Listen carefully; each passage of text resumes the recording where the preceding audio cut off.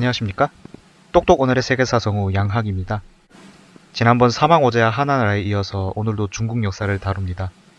여러분께 정보를 전달하면서도 스스로도 배우고 있는 똑똑 오늘의 세계사입니다. 여러분께서는 중국 역사에서 가장 오래 지속한 왕조가 어디라고 생각하시나요? 한나라? 당나라? 명나라? 정답은 상나라입니다.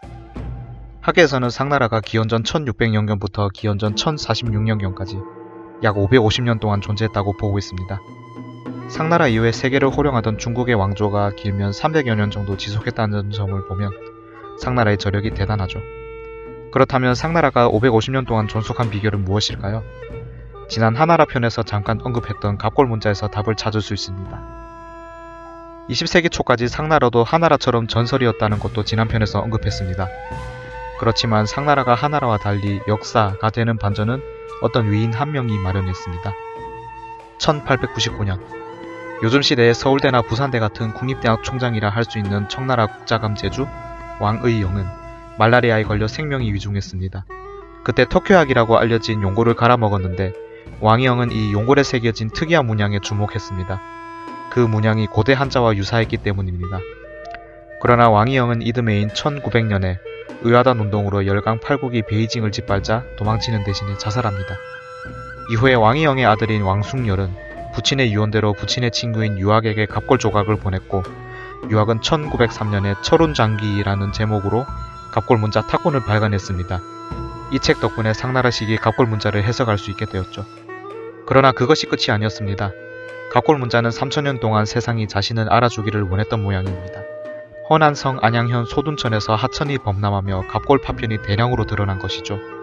중국 정부는 1928년부터 10년간 이 지역을 본격적으로 발굴했는데 바로 이곳이 기원전 1300여 년부터 300년간 상나라의 후기 수도였던 은이었습니다.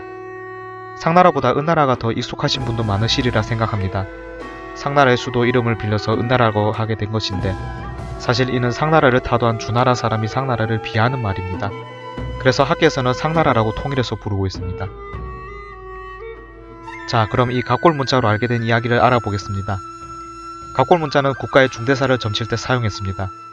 상나라 제사장은 거북이의 껍질에나 소의 뼈에 구멍을 내고 불로 지진 다음에 균열이 생기는 형태나 그을린 색깔로 기륭을 확인했습니다. 점을 보고 나서는 언제, 무엇을 알기 위해 점을 쳤으며 어떤 결과가 나왔는지 갑골의 문자로 반드시 기록했습니다. 반드시 기록했다는 점이 중요합니다. 이 말인즉슨 갑골에 기록한 내용은 왕과 관련한 사실이 대부분이라서 기록으로서의 가치가 높을 수밖에 없다는 뜻이죠. 그뿐만 아니라 갑골이 충분히 발견되었고 어순도 현대 중국어와 같아서 상나라 당시 상황을 상당히 입체적으로 유추할 수도 있죠. 상나라를 이해하고 또 후대에 미친 영향을 파악하려면 이 점수를 주목해야 합니다. 오늘날에도 연초에 토종 비결이다, 사주다 많이 보시죠? 동양의 빅데이터라 할 수 있는 사주가 바로 이 상나라에서 시작합니다. 이 정도면 흥미진진하시죠? 아시아든 유럽이든 초기 고대 왕조는 정치 권력과 종교 권력이 함께하는 재정일치 국가였고 상나라도 마찬가지입니다. 고조선의 지도자 단군 왕검도 단군은 종교 지도자를, 왕검은 정치 지도자를 의미합니다. 그리고 이때는 과학적으로 자연을 분석하지 못한 시대입니다. 그래서 인명피해가 큰 자연재해는 당시 사람에게 공포였죠. 상나라 이전 왕조인 하나라를 건국한 우도 황허치수 사업으로 홍수라는 자연재해를 막았기 때문에 왕이 될 수 있었습니다. 상나라는 하늘과 땅의 신을 숭배했습니다. 이러한 숭배는 자연을 관찰하는 행동으로 이어졌고 1년을 12달로 나누고 윤달과 윤년을 둘 만큼 역법이 발달했습니다. 갑을, 병정, 무기, 경신, 임계, 자축, 인묘, 진사, 오미, 신유, 술해 많이 들어보셨죠? 시간을 60진법으로 나누는 60갑자인데요. 이것도 상나라에서 시작했습니다. 지난 편에서 동아시아 역사의 문화 근원성 때문에 하나라와 상나라가 중요하다고 말씀드린 이유를 다시 떠올려 주시면 더욱 좋겠습니다. 지금 여러분께서 듣는 이 내용은 약 3600년 전 이야기입니다. 놀랍죠? 더 놀라운 사실이 있습니다. 은어에서 출토한 여러 유물 중에 높이는 1m가 넘고 무게는 무려 875kg인 청동기도 있습니다. 사모 무대 방정이라고 하는 이 청동기에는 아름다운 무늬까지 새겨져 있어서 전세계 학자를 놀라게 했죠.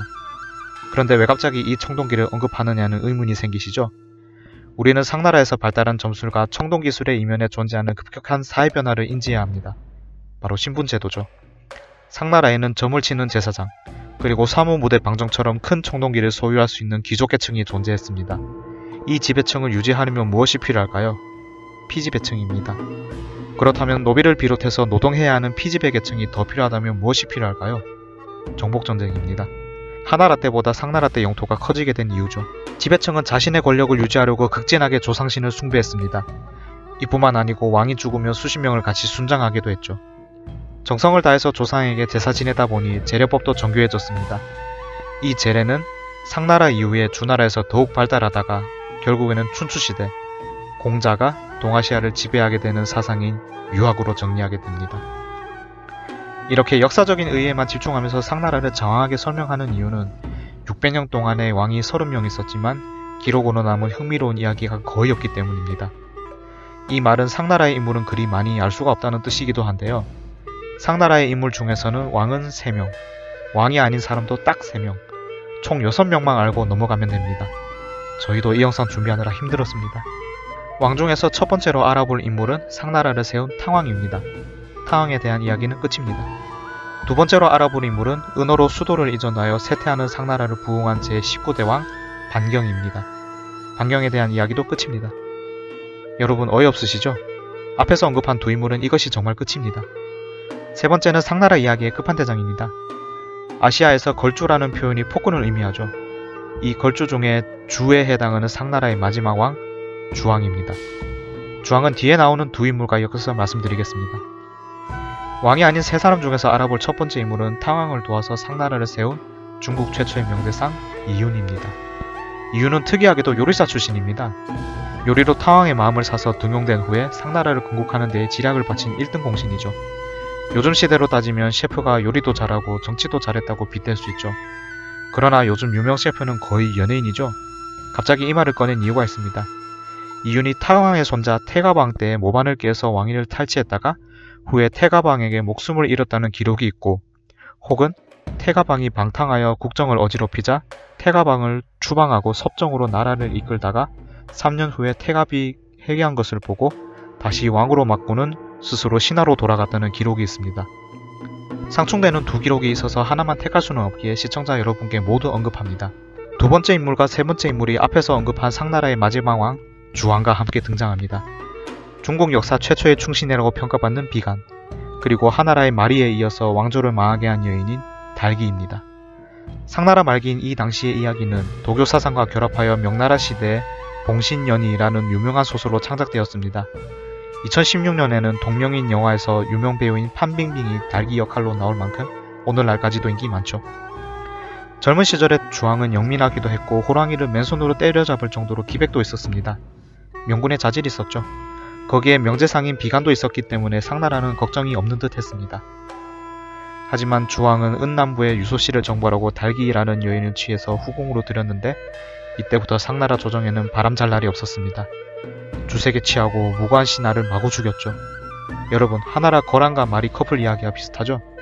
그런데 달기는 마리보다 업그레이드된 판파탈이었습니다. 주왕을 이용해서 권력을 쟁취하더니 국사에 관여한 것이죠. 자신을 견제하는 신하를 벌하려고 활활 타는 불 위에 기름을 바른 구리기둥을 설치하고는 신하 보고 거기를 건너게 하는 형벌, 즉 포락지형을 만들었습니다. 그리고 이 끝판대장 요녀는 끝판대장 충신인 비간마저 죽이는데 주왕에게 성인의 심장에는 7개의 구멍이 있다고 합니다.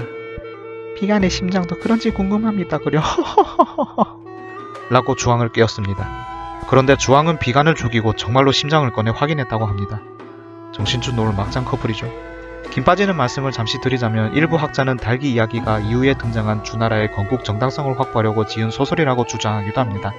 우리가 앞서 살펴본 각골문에는 달기를 기록한 내용이 전혀 남아있지 않기 때문이죠. 자, 어쨌든 주왕과 달기의 막장 행각으로 상나라의 명운도 끝이 보입니다. 이후에 중국의 주인은 누가 될까요? 궁금하시죠? 다음 편인 주나라 이야기에서 답하겠습니다. 기대해주세요. 내일은 또 어떤 재미있는 세계사 이야기가 있을까요? 똑똑 오늘의 세계사는 여러분들의 관심으로 만들어집니다. 구독하기 꼭 눌러주시고 댓글 참여 부탁드립니다.